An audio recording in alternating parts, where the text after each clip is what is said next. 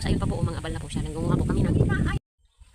Ayan mga kaparming, ang nandyan po sa taas si Francine, anak namin.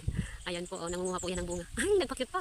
Ayan. Tapos po, ang nakuha po niyang bunga, ayan na po, mga habal na po. Ayan mga kaparming.